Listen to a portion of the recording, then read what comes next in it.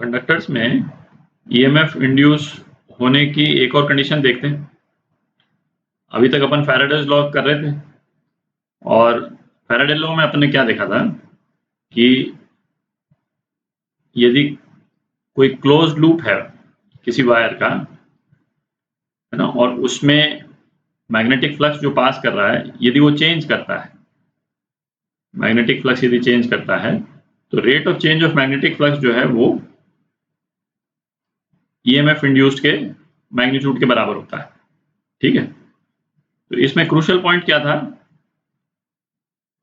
Closed loop.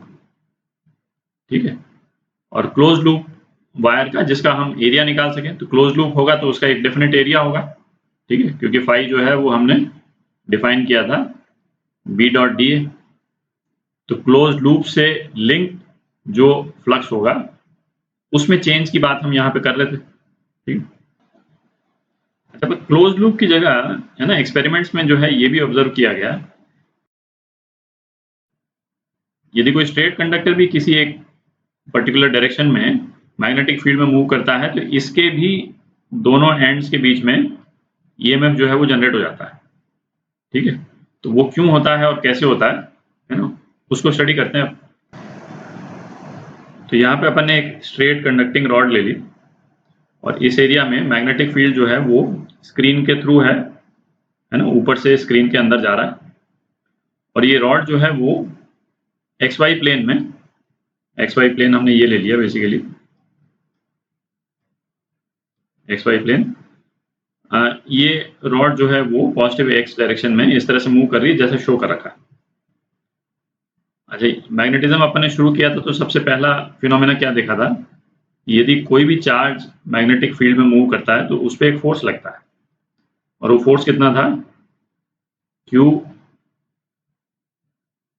We cross B. ठीक है, इतना फोर्स लगता है। अच्छा, कंडक्टर है तो इसमें फ्री चार्जेस हैं, इन फ्री चार्जेस को अपन पॉजिटिव मान लेते हैं। ठीक है, फ्री चार्जेस हालांकि होते हैं इलेक्ट्रॉन्स, है ना, जो नेगेटिव होते हैं, बट कंसेप्चुअली हम फ्री चार्ज को पॉजिटिव चार्ज भी मान सकते हैं, क्योंकि इलेक्ट्रॉन एक तरफ मूव करता है तो हम कंसेप्चुअली ये मान लेते हैं कि भी पॉजिटिव चार्ज जो है दूसरे डायरेक्शन मूव कर रहे हैं और उसका इफेक्ट जो है वो एग्जैक्टली सेम होता है। ठीक है, तो उस तरह से हम एनालाइज कर सकते हैं। तो ये अज्यूम कर लेते हैं कि पॉजिटिव चार्जेस जो हैं वो मूव कर रहे हैं। ठीक है, तो सपोज इस कंडक्टर में इसके मूव करने के पहले पॉजिटिव चार्जेस जो है वो इस तरह से थे। ठीक है, यूनिफॉर्मली डिस्ट्रीब्यूटेड थे, कंडक्टर जो है वो इलेक्ट्रिकली न्यूट्रल था। अच्छा, अब क्या हुआ, जब ये कंडक्टर मूव करने लग गया इस वेलोसिटी से, तो आप देख सकते हैं कि इन पॉजिटिव चार्जेस पे फोर्स लग रहा है, और फोर्स किस डायरेक्शन में लग रहा है? आप राइट हैंड थंब रूल से निकालेंगे तो फोर्स जो है वो इस डायरेक्शन में लगेगा। ठीक है, वी क्रॉस बी है कि नहीं, वी को बी की तरफ आप फिंगर्स लेकर के जाइएगा तो आपका थंब जो है वो इस डायरेक्शन में पॉइंट आउट करेगा। तो इससे क्या होगा, ये जब फ्री चार्जेस हैं तो चार्जेस जो हैं वो इस एंड पे एक्यूमुलेट होने शुरू हो जाएंगे। ठीक है, पॉजिटिव चार्जेस जो हैं वो इस एंड पे एक्यूमुलेट होने शुरू हो जाएंगे, और जहां से पॉजिटिव चार्जेस चले गए वो एंड क्या हो जाएगा? नेट नेगेटिव हो जाएगा। ठीक है, कुछ इस तरह से जैसा अपन ने यहाँ पे शो किया है। अच्छा, पॉजिटिव चार्जेस के यहाँ पे जाने से और नेट नेगेटिव चार्ज के यहाँ पे रह जाने से आप देख सकते हैं कि कंडक्टर के अंदर जो है एक इलेक्ट्रिक फील्ड सेटअप हो जाएगी। ठीक है, इस डायरेक्शन में इलेक्ट्रिक फील्ड सेटअप हो गई जो चार्जेस के इस मूवमेंट को अपोज करेगी। ठीक है, तो दो अपोजिंग फोर्स हो गए, एक तो चार्जेस पे क्यू ई फोर्स लगेगा जो इस डायरेक्शन में, और ये वाला जो फोर्स है जो मैग्नेटिक फील्ड के कारण जो फोर्स लग रहा है वो क्यू वी क्रॉस बी है, ये इस डायरेक्शन में है ना, एफ भी इस डायरेक्शन में है, और इसको मैं एफ ई बोल देता हूँ। इलेक्ट्रिक फील्ड के कारण जो फोर्स है वो इस डायरेक्शन में, दोनों अपोजिट है। तो ये प्रोसेस जो है वो जब तक चलता रहेगा चार्जेस के रीडिस्ट्रीब्यूशन का, जब तक ये दोनों फोर्सेस बराबर ना हो जाए। ठीक है, तो बेसिकली हम ये बोल सकते हैं कि जब मैग्नेटिक फील्ड के कारण फोर्स, इलेक्ट्रिक फील्ड के कारण फोर्स का जो नेट सम जो है वो जीरो हो जाएगा, है ना, वेक्टर फॉर्म में ले रहे हैं इसलिए इस तरह से लिखा है मैंने। जब 0 हो जाएगा तो ये प्रोसेस रुक जाएगा, ठीक है। तो अब यदि इनकी मैं वैल्यूज डालूं तो Q V cross B plus Q E, ये 0 के बराबर हो जाएगा, ठीक है। तो इसका मतलब क्या हुआ कि इलेक्ट्रिक फील्ड जो सेटअप होगी वो minus of V cross B, है ना। इतनी इलेक्ट्रिक फील्ड सेटअप हो जाएगी, और जब ये इतनी फील्ड सेटअप हो जाती है चार्ज रीडिस्ट्रीब्यूशन के कारण, तो ये मूवमेंट रुक जाएगा चार्जेस के ऊपर जाने का, ठीक है। ये काफी इंपॉर्टेंट जो है वो रिलेशन है। इलेक्ट्रिक फील्ड का मैग्नीट्यूड v क्रॉस b के बराबर है ना। तो v भी साइन थीटा हो गया उसका मैग्नीट्यूड, देख देते हैं। इसका मैग्नीट्यूड जो है वो v भी साइन थीटा, जहां पे थीटा v और b के बीच में एंगल, और इसका डायरेक्शन क्या है, v क्रॉस b का जो भी डायरेक्शन है उसके अपोजिंग डायरेक्शन में होगा। तो इस वाले केस में जैसे v क्रॉस b का डायरेक्शन क्या है, v क्रॉस b का डायरेक्शन ये है, ठीक है। ये v क्रॉस b का डायरेक्शन है, तो इलेक्ट्रिक फील्ड का डायरेक्शन क्या होगा, इसके जस्ट अपोजिट, इस डायरेक्शन में होगी इलेक्ट्रिक फील्ड, ठीक है। अच्छा, ये इलेक्ट्रिक फील्ड जो है वो कंडक्टर के अंदर सेटअप हुई है, ठीक है। तो यदि कंडक्टर को थोड़ा सा बड़े स्केल में यदि अपन बनाते हैं इस टाइप से, ठीक है, तो कंडक्टर में इलेक्ट्रिक फील्ड जो है वो इस डायरेक्शन में सेटअप हुई, ठीक है। कंडक्टर इटसेल्फ जो है वो इस डायरेक्शन मूव कर रहा है v वेलोसिटी से।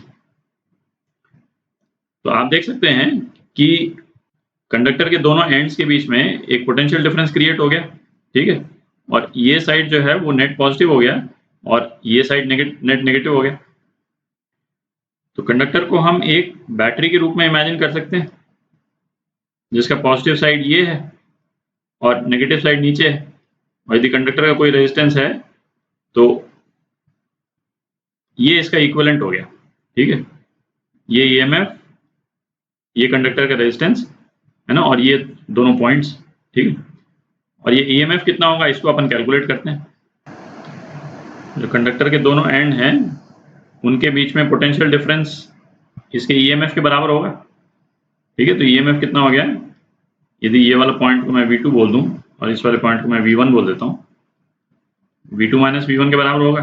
और V2 माइनस V1 कितना होगा, माइनस EdL। ये तो हमने इलेक्ट्रोस्टैटिक्स में किया था, ठीक है। और ये माइनस क्यों होता है कि इलेक्ट्रिक फील्ड के अगेंस्ट में हम जाते हैं तो पोटेंशियल इंक्रीज करता है, ये तो अपने को मालूम है। यदि ये इलेक्ट्रिक फील्ड है तो इसके अपोजिट डायरेक्शन में हम जाएंगे तो पोटेंशियल जो है वो इंक्रीज करता है, ठीक है। ई की वैल्यू यहाँ डाल देते हैं, है ना। ई की ये जो वैल्यू है इसको यहाँ डाल देते हैं, तो ईएमएफ कितना हो गया, v cross b dot dl, इसका इंटीग्रल, ठीक है। अब इसमें आप देखें जैसे ईएमएफ का जो ये एक्सप्रेशन जो आया है ना, ये इंपॉर्टेंट एक्सप्रेशन है। इसी को यूज करके इस तरह के सारे केसेस का ईएमएफ अपन निकालेंगे, ठीक है। तो अब ऐसा करते हैं, जो ये वाला केस अपन ने लिया उसमें स्ट्रेट रॉड की लेंथ जो है वो L ले लेते हैं और इस स्ट्रेट रॉड में ईएमएफ कितना जनरेट हो रहा है उसको कैलकुलेट करते हैं। तो इस एक्सप्रेशन के एक एक टर्म को है ना ध्यान से चलते हैं, क्योंकि इसमें डायरेक्शंस वगैरह का बहुत क्रूशियल इंपॉर्टेंस है ना। हर एक चीज का डायरेक्शन हम अच्छे से देख करके चलेंगे। तो ईएमएफ कितना हो गया, integral v cross b, v इस डायरेक्शन में और b जो है थ्रू द पेपर है। तो v क्रॉस b का डायरेक्शन क्या होगा, ये रेड में जो अपन ने बनाया था ये है, तो ये प्लस j के डायरेक्शन में है, दिख रहा है, प्लस j के डायरेक्शन में। और इसका मैग्नीट्यूड कितना है, vb साइन थीटा j, ठीक है। और डॉट dl, तो इसको हम रिकॉल करें, dl कहां से आया है, अपन ने v2 minus v1 is equal to minus EdL, ये रिलेशन अपन ने यूज किया, ठीक है, यहां से आया।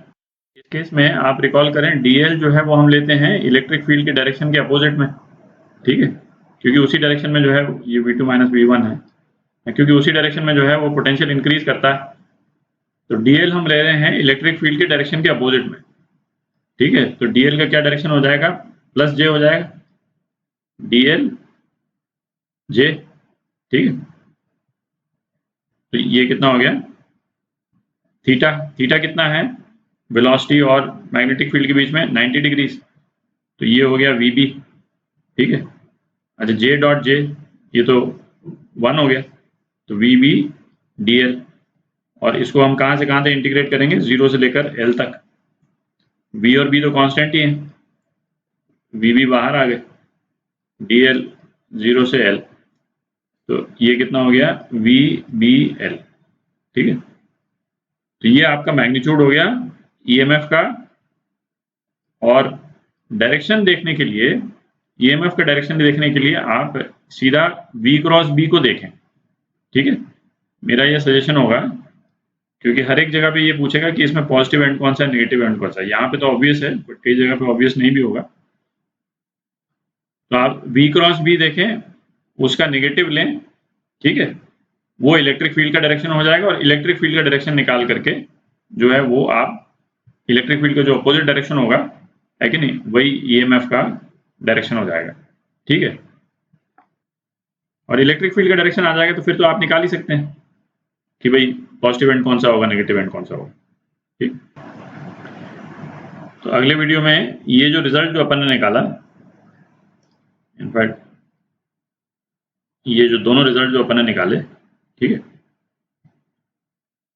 ये जो तीनों रिजल्ट जो अपन ने निकाले, इसको यूज करेंगे, और है ना कंडक्टर के कुछ और कॉन्फ़िगरेशंस देखेंगे, जो कंडक्टर मैग्नेटिक फील्ड के थ्रू मूव कर रहा हो, और EMF निकालेंगे कि कितना EMF जनरेट होता है।